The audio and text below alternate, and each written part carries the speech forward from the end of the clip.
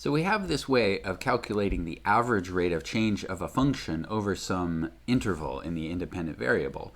But in many situations, inventing some interval over which to calculate an average really isn't what we want to do. So, for example, we have this sense that at this point here, where x is 1, we have this sense that the function is changing at a certain rate. And notice that I'm saying just at a single point here, not over some interval. So we have this idea that at a single point, the function is changing at a certain rate. But how could we calculate that rate of change? I mean, the only formula we have for calculating a rate of change is this average rate of change. And to use this formula, we need an interval, right? We need two separate x values to use this formula.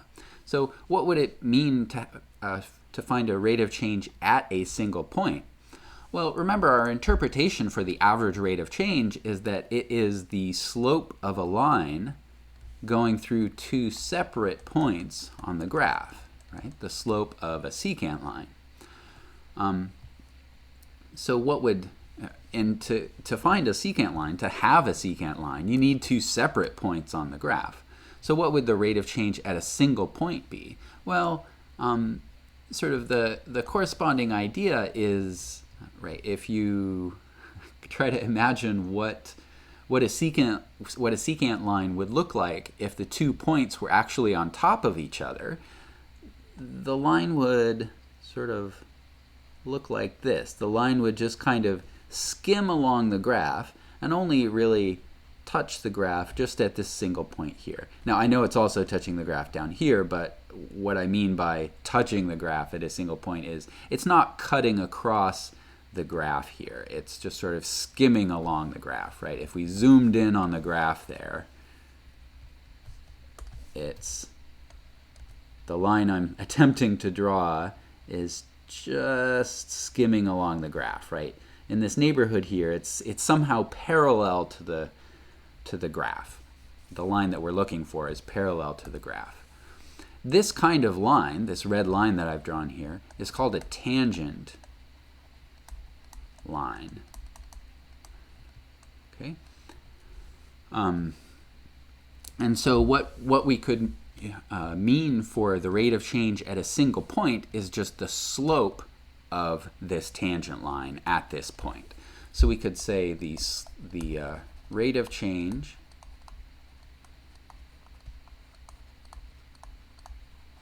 of this function, f of x, at x equals 1, by this phrase, we could mean the slope of the tangent line at x equals 1. Okay. Another, by the way, sometimes to emphasize that this rate of change is not an average rate of change, we'll add the word instantaneous.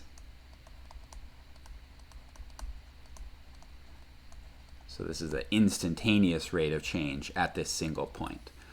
So an instantaneous rate of change is just a slope of a tangent line on a graph instead of a slope of a secant line.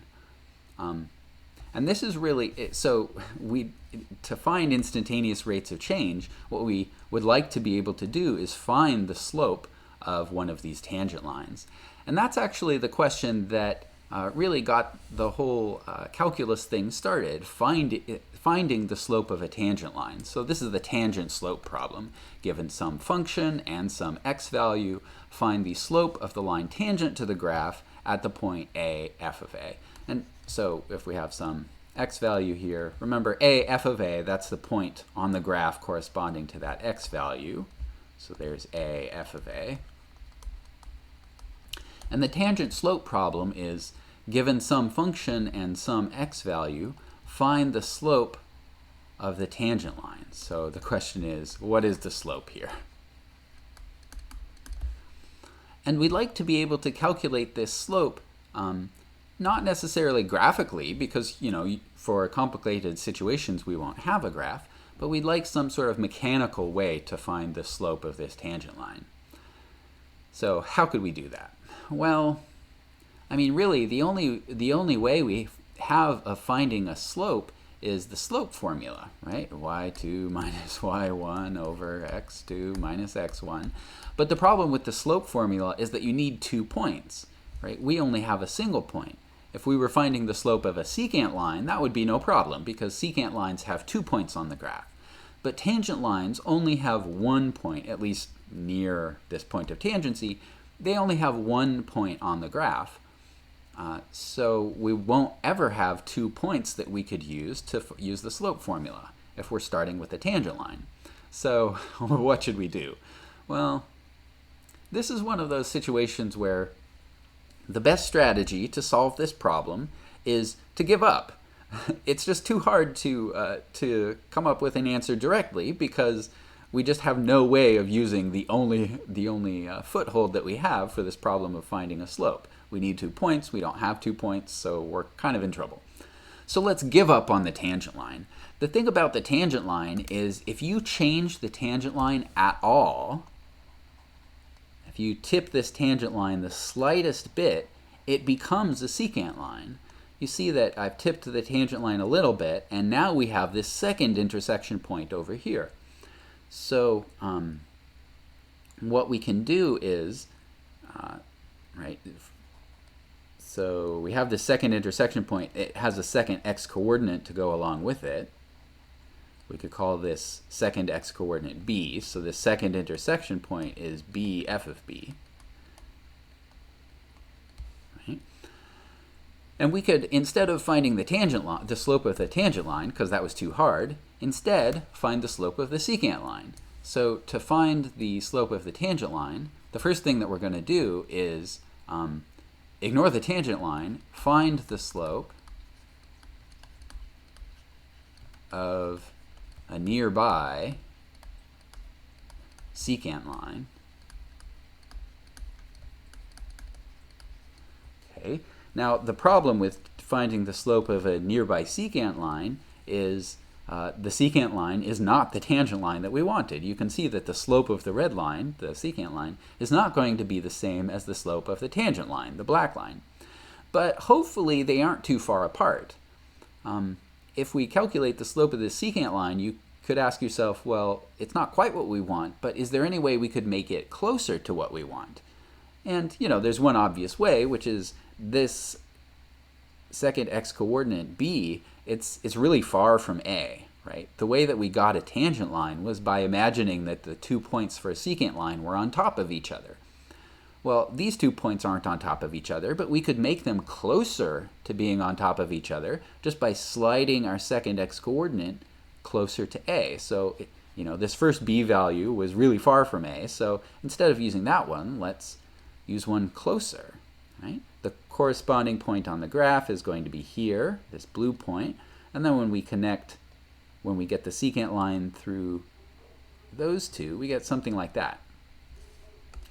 All right, so second step is, right, whatever secant line you started with, it was too far away, so what we should do is move our second, I guess I'll just call it B, move B closer to A. That gives us a new secant line, so we can find the slope of that secant line. Find slope of new secant line.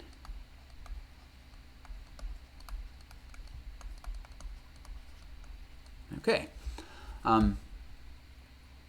And that will give us the slope of this blue line should be closer to the slope of the tangent line than the slope of the red line. So by moving our b value closer to A, we get closer to the slope that we're after. So I guess at this point, right, we would just repeat.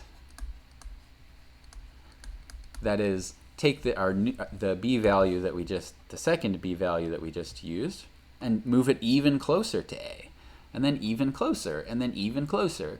By doing this, we can make the secant line closer and closer and closer to the tangent line. And then hopefully, right, we might we might guess where the slope of our secant line is headed. Hopefully it's headed to the slope of the tangent line.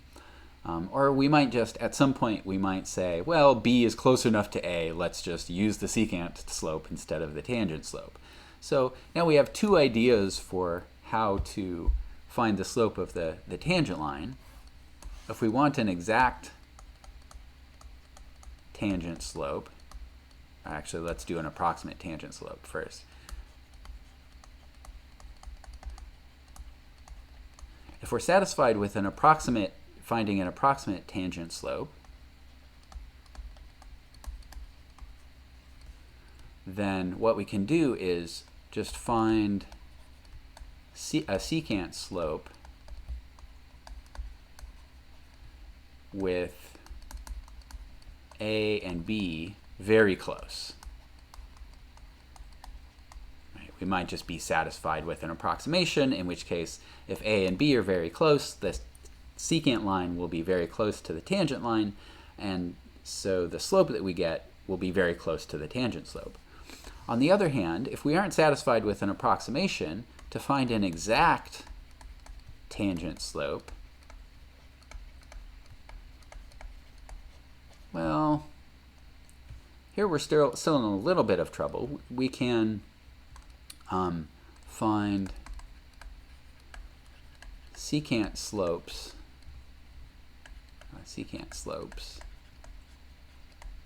closer and closer to the tangent slope, and then just hope that we see where the secant slopes are going.